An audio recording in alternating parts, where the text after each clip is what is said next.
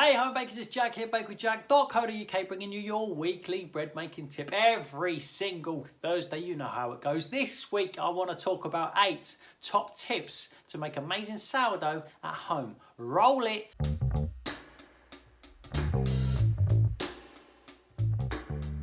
Hello there and welcome back to the Bakery Jack YouTube channel, where I share with you a little bit of my bread making expertise every single Thursday to help you make amazing bread at home. If that's the kind of thing that turns you on and you haven't subscribed yet, consider pressing subscribe before you go. So here we are with part 4 of a 4-part short sourdough series to celebrate Sourdough September with a Real Bread campaign. If you want to learn more about Sourdough September or the Real Bread campaign itself, you can click on the link underneath this video and it will take you there. So this week I want to share with you 8 little nuggets of information, 8 little tips to help you on your sourdough bread making journey. There are loads of quite thorough, I believe, sourdough videos on this channel, including the my sourdough recipe start to finish, if you haven't seen that yet. But in this video I want to share with you 8 little top tips to help you out. Some of them you may have heard before in another video in one context or another, and some of them will be completely new, but these 8 things that I choose to do, 8 things that I think help me, 8 choices I make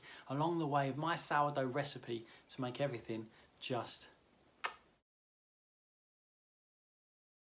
Use organic flour. I always use organic flour for my sourdough because it feels like the right thing to do. It's a much better quality and more natural product. And if we are harnessing the natural yeasts within the flour, within the air, the atmosphere around us, it makes sense to use a much more natural quality product. I believe there's a noticeable difference in fermentation between organic flours and non-organic flours, in that the organic one seems to kick off a little bit better, a little bit faster, everything ticks over a little bit nicer, and the non-organic one I feel struggles a little bit more to get off the starting blocks. I always use organic flour for my sourdough, and that is exactly why. Let's move on to tip number 2.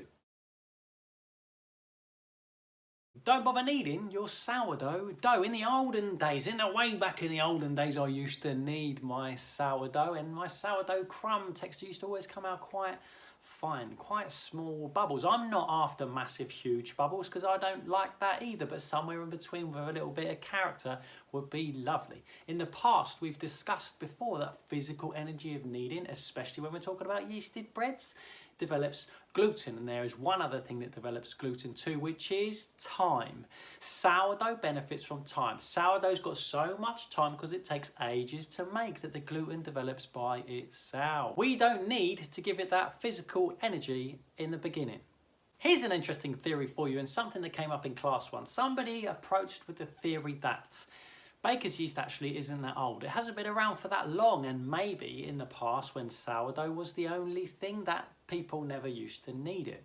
However, when baker's yeast came along, suddenly you can make a loaf of bread in 3 hours, but 3 hours isn't really enough to develop the gluten properly, and so perhaps at that point people were like, hold on, maybe we need to knead it for 8, 10, 15 minutes beforehand to develop that gluten in order for us to be able to make that loaf of bread in 3 hours. I thought that was a really interesting theory. Whether that's correct or not, I have no idea, but it's an interesting discussion point.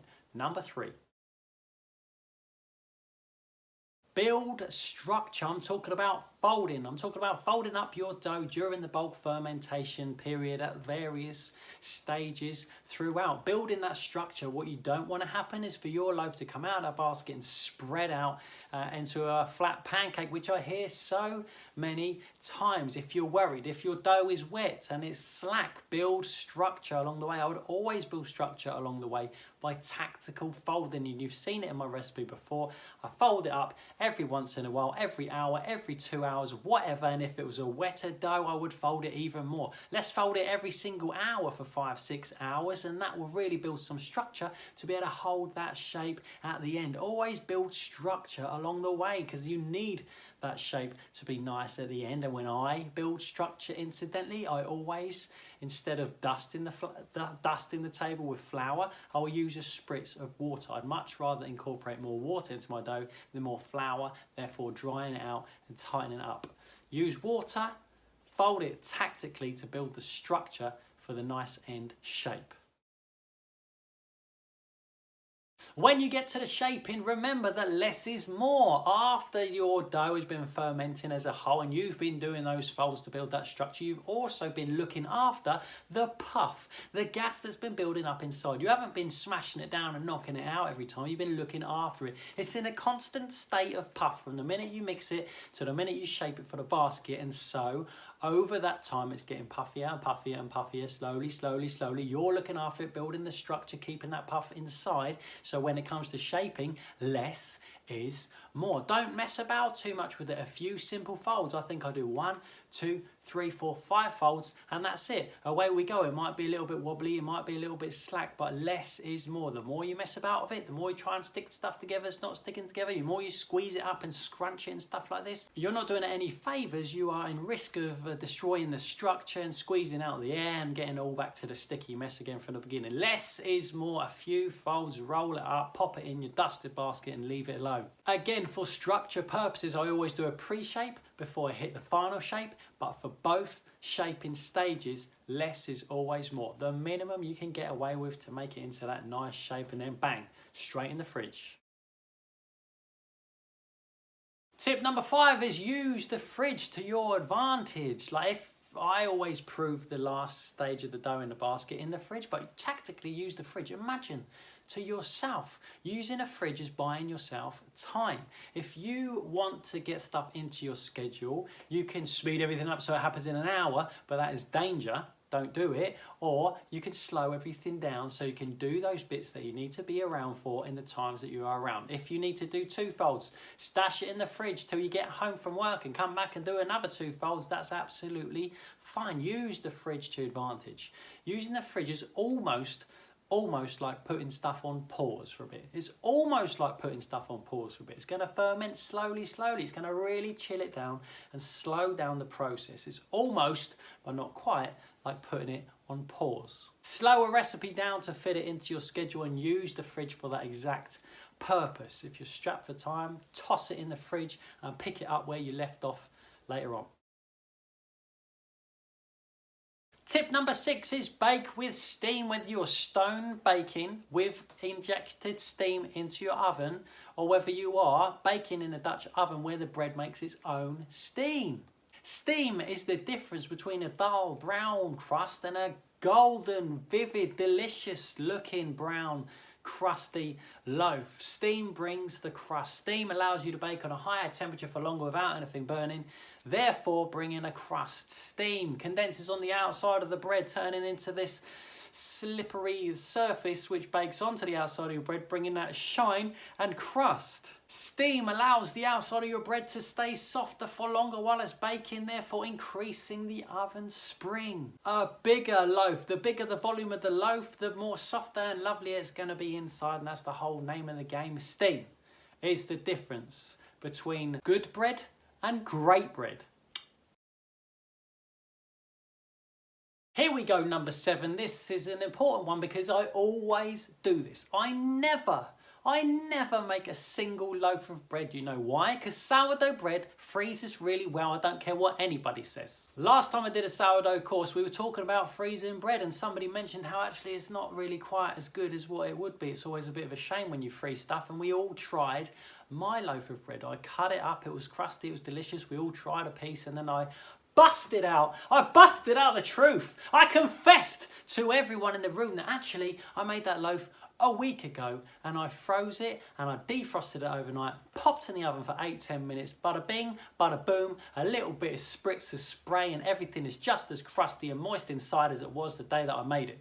Bread that you've frozen and defrosted and refreshed properly is so close to the real thing. It's so close even I couldn't detect it. In fact, there is only one person on the planet who could probably detect it, and that is Mr. Paul Hollywood. Whether he's having us all on, or if he actually possesses the skill and super sensitive senses to be able to figure that out. I don't think he has. I think he's having us on. I think he's been told by the cameraman, mate, he froze it.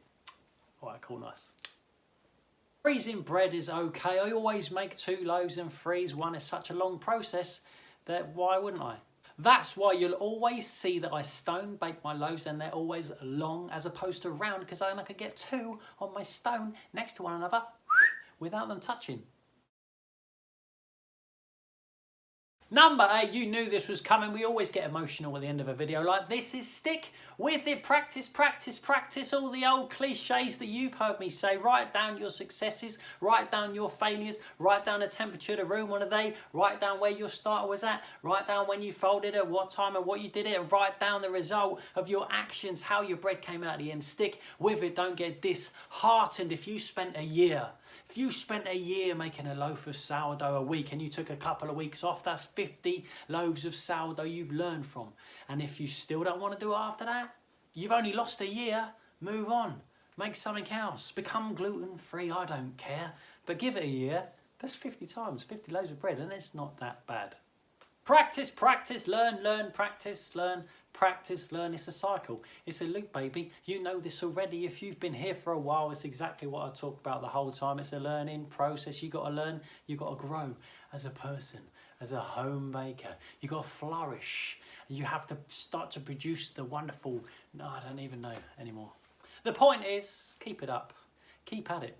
Send me a picture. Post it on Instagram. Use the hashtag #BakeWithJack and I'll be like, yes! Seriously, if you're not cracking it now, then you will crack it later. That part is almost guaranteed. Listen, thank you so much for watching another video of mine today. I know it's a short one. I know it's a quick one. I was thinking on the fly, to be quite honest with you. I had a big other video planned, but everything went pear-shaped in the week, and that's why you get this. So I hope you find it as helpful as the other one would have been had I created it, although you'll never know because you didn't know what it was. But to tell you the truth, I filmed half of it and it was terrible. Thank you so much for coming here every single week for your bread tip of the week. As always, underneath this video, I will leave the sourdough playlist. This is the last sourdough video I'm going to do for a while. I'm going to do something else and then come back. There will be things that are useful for you to use sourdough lovers. For example, how to change the blade on a grignette's coming up soon. But we will be mostly yeasted bread focused for a while. Sourdough playlist is underneath if you need to catch up on stuff, and I look forward to seeing you next week for another bread making tip every single Thursday, baby. Every single Thursday. See you then. Bye-bye.